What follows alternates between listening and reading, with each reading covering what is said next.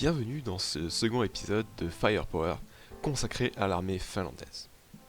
Alors, dans l'épisode précédent, nous avions vu l'historique militaire de l'armée finlandaise, ainsi que les missions qui lui étaient attribuées et les stratégies adoptées afin d'y faire face. Maintenant, nous allons entrer plus dans le vif du sujet et nous consacrer aux 3 armes de l'armée finlandaise, même si, comme certains d'entre vous doivent le savoir, il y a une 4e, les gardes frontières. Toutefois, cette branche ayant une capacité militaire assez faible, nous ne la traiterons pas. Nous allons donc commencer avec l'arme terrestre. Pour mettre en œuvre la stratégie de dissuasion, l'arme terrestre mise sur une stratégie de défense territoriale. Cette dernière prend la forme de 4 districts militaires, chacun d'entre eux découpant une zone géographique particulière du territoire. La plus au sud est une zone forestière et marécageuse, dotée d'une infrastructure développée. C'est la zone où se situe la principale concentration de population finlandaise. La zone médiane, se retrouvant entre les zones arctiques du nord et les zones plutôt tempérées du sud, est une zone forestière, avec très peu d'infrastructures et très peu de routes reliant la partie russe de la partie finlandaise. Les températures sont assez clémentes l'été, mais très froides l'hiver. La partie arctique, au nord, la Laponie, est une zone où les températures restent froides toute l'année, même si l'été, il y a quand même un mieux. Ainsi, on peut retrouver de la neige très tardivement, ce qui rend toute invasion mécanisée très difficile, d'autant plus que, comme la zone médiane, cette zone ne possède que très peu d'infrastructures. Excusez-moi. Finalement, il y a aussi une 4e zone, c'est la zone littorale, qui fait face à la mer Baltique. Cette zone a une température plutôt clémente, due à la présence d'une mer proche. Toutefois, elle est vulnérable à une tentative d'invasion maritime. Chacune de ces zones possède des unités spécifiques au terrain, qui lui sont adaptées, ayant des doctrines adaptées et ainsi qu'un matériel adapté. Les combattants de ces unités sont des territoriaux, des personnes ayant leur maison dans le coin, ce qui permet de très rapidement mobiliser les unités de défense, en offrant aussi un avantage, celui de la connaissance du terrain aux défenseurs. De plus, ça offre aussi un avantage moral. En effet, vous combattrez avec plus de hargne pour défendre votre terrain, votre maison. C'est donc sur ces avantages que mise l'armée finlandaise afin de contrebalancer le nombre supérieur des forces envahisseurs. Ensuite, ces unités, une fois qu'elles seront mobilisées et prêtes à défendre les différents districts, vont mettre en place une tactique de retardement, visant à ralentir au niveau des zones forestières frontalières l'envahisseur. Pour ce faire, les unités sont équipées de telle sorte à être le plus indépendantes possible. En effet, vous pourrez vous rendre compte que dans chaque unité de conscrits, on trouve une présence massive d'ATGM, Anti-Tank Guided Missile, des armes anti-chars très faciles d'utilisation et très rapides à mettre en œuvre, mais aussi des manpads, des missiles anti-aériens tirés depuis l'épaule ou un véhicule léger, style un buggy, un 4x4, un transport de troupes léger. Ces armements légers offrent une puissance de feu assez énorme en nombre à l'infanterie, tout en lui laissant sa mobilité. Une fois que la situation ne pourra plus être tenue, et que l'ennemi aura été suffisamment retardé, les forces finlandaises se replieront vers les centres urbains, où une résistance plus ardue sera plus facile d'organisation. En effet, les zones urbaines sont faciles à défendre, notamment pour l'infanterie, surtout quand l'adversaire mise sur une armée mécanisée où la proportion d'unités blindées rend difficile les combats en zone urbaine. C'est en partie pourquoi l'armée russe a tant eu de difficultés à soumettre la Tchétchénie.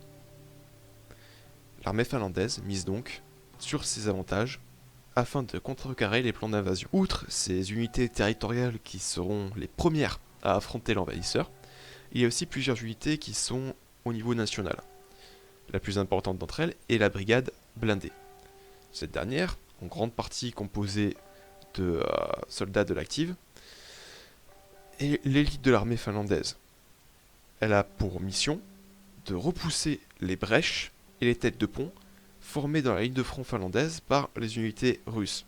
Son principal objectif, c'est de maintenir la cohésion des lignes de front, ce qui évitera les encerclements massifs et les grandes pertes humaines et matérielles qui en découleront et qui seraient fatales à l'armée finlandaise. Cette dernière est composée de l'intégralité des chars de l'armée finlandaise, c'est-à-dire une soixantaine de Léopard 2A6 allemands, très modernes et très efficaces, et d'une centaine de Léopard 2A4, plus anciens, mais tout aussi efficaces. À cela s'ajoutent des unités de défense antiaérienne, notamment des Crotale NG montés sur des châssis de transport d'infanterie XA-181, et qui va permettre d'offrir une couverture aérienne à cette brigade, afin d'éviter qu'elle se fasse massacrer par l'appui aérien russe. A cela, il faut aussi ajouter une unité de force spéciale. C'est principalement l'unité qui va aller faire des missions à l'étranger, notamment du soutien à l'opération Barkhane. Du côté de la marine, cette dernière n'a qu'un seul objectif, c'est empêcher un débarquement sur les côtes finlandaises. Afin de réussir cette mission, il y a deux stratégies qui vont être mises en œuvre. La première, c'est le minage du golfe de Finlande.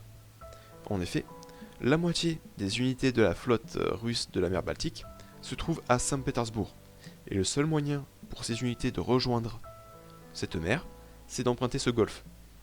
Ainsi, un mouillage de mines important bloquera la moitié des unités russes au port.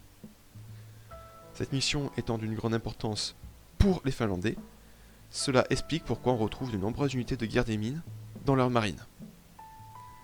Deuxièmement, l'autre mission, c'est de constituer une force d'attaque rapide afin d'harceler tout groupe de combat naval soviétique qui essaierait de percer les lignes de défense jusqu'à la côte. Ainsi, l'armée finlandaise compte de nombreux navires lance-missiles d'attaque rapide qui vont venir harceler l'ennemi tout en comptant sur leur vitesse afin d'éviter la riposte. De plus, les mouilleurs de mines sont eux aussi lourdement équipés afin de pouvoir appuyer ces navires d'attaque rapide. En effet, le budget militaire finlandais étant réduit, il faut compter sur toutes ces unités pour remplir le maximum de missions possibles. Ensuite, il faut savoir que la Finlande est l'une des rares armées au monde à posséder encore une défense côtière. Cette dernière prend deux formes. La première, la plus obsolète, c'est la présence d'artillerie côtière immobile, cachée dans des bunkers le long de la côte. Ces dernières ont une unité réduite. En effet, ne pouvant pas bouger, elles sont vulnérables aux bombardements russes, notamment aériens. Nous sommes dans l'ère des drones, c'est sûrement l'arme qui sera la première à survoler le territoire finlandais, et si ces positions ne sont pas bien cachées, elles seront rapidement localisées et neutralisées. De plus, même si jusqu'au jour du combat, ces positions restent cachées, après quelques tirs elles sont repérées et neutralisées. Donc on peut voir que cette arme a une unité très réduite. Deuxième aspect de cette défense côtière, et sûrement la plus utile, c'est la présence d'une vingtaine de lance-missiles, des Spike principalement, qui vont sûrement être montés sur des buggy et qui vont être alloués à la défense côtière. Si ces derniers n'auront sûrement que peu d'utilité face à des navires de guerre, en effet ils seront plutôt loin des côtes et dotés d'une défense antimissile active et passive solide, les embarcations de débarquement n'auront pas les mêmes protections et seront donc vulnérables à des salves concentrées. De plus, le nombre de navires de débarquement étant limité, leur destruction pourra totalement entraver, voire arrêter, un débarquement. Troisième des 4 armes finlandaises et dernière que nous allons analyser, l'armée de l'air finlandaise est restreinte en nombre de chasseurs par deux choses. La première, c'est son budget, somme toute limité. Le second est le traité de Paris de 1947 limitant le nombre de chasseurs maximal de la Finlande à une 60aine. Ce nombre limité d'appareils explique pourquoi la Finlande se concentre sur des avions multirôles. En effet, avoir plusieurs types d'appareils avec des missions restreintes n'a aucun sens avec une flotte aussi réduite. Ainsi, la Finlande a pour le moment une flotte d'une 60aine de F-18, des avions multirôles de fabrication américaine. Ces dernières ont 3 missions principales. La première, c'est la supériorité aérienne au-dessus de la Finlande. En effet, ils doivent empêcher les bombardements des zones urbaines et des zones stratégiques. Deuxième mission, c'est le soutien aérien aux forces terrestres et navales. Elles doivent apporter un soutien rapproché, close air support, aux unités terrestres et appuyer les attaques de la marine finlandaise avec des missiles antinavires Harpoon. Finalement, la troisième mission, c'est des missions de reconnaissance. En effet, la Finlande ne possède que peu d'unités de reconnaissance, que ce soit terrestres, aériennes ou spatiales avec des satellites, ce qui fait peser une grande partie de la capacité de reconnaissance et d'intelligence sur les F-18. À cette 60aine d'avions lourds F-18, il faut aussi ajouter une 50aine de trainers légers. Les trainers légers sont soit des avions réaction, soit des avions à hélice, ayant pour principale mission l'entraînement.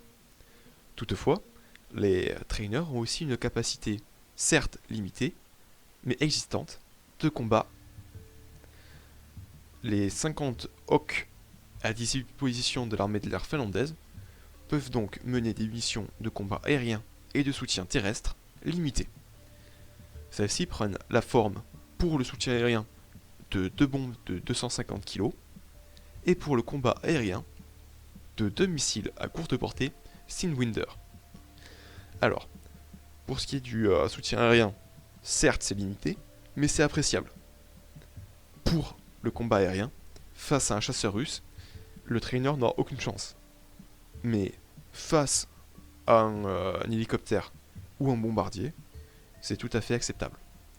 Alors certes, cela n'aura pas une grande force et une grande capacité à faire pencher la balance du côté finlandais, mais étant obligatoire d'avoir des trainers pour préparer les pilotes de F-18, pouvoir les équiper au combat ne coûte donc quasiment rien et offre un appui acceptable et non négligeable.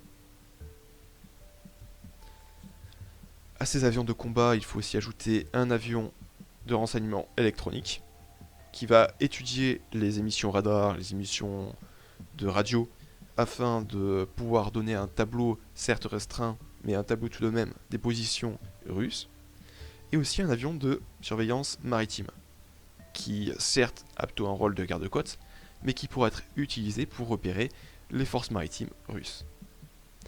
Ensuite, on peut aussi ajouter une dizaine d'avions de transport qui permettront de dispatcher les nouvelles unités mobilisées dans les 4 districts militaires rapidement. Toutefois, on peut remarquer qu'il n'y a pas d'avions radar, des AWACS. Alors, c'est un gros désavantage, car comme on l'a vu avec la guerre Iran-Irak des années 80, c'est un multiplieur de force des forces aériennes.